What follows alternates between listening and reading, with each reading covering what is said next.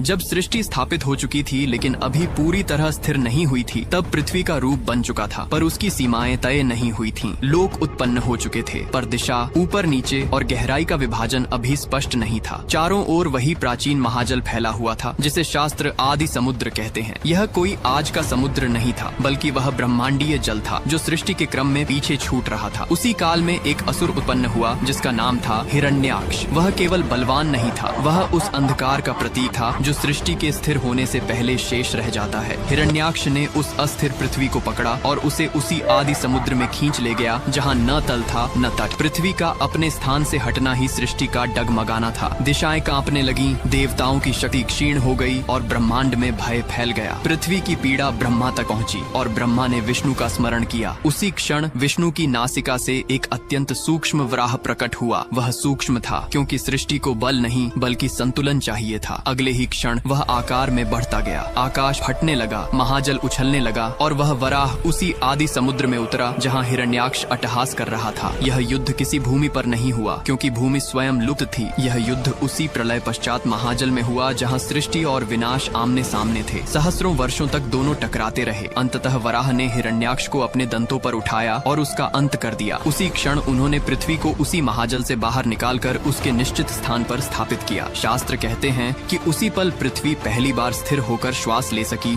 और तभी सृष्टि वास्तव में आगे बढ़ पाई। कमेंट वराह अवतार की जय जरूर लिखे।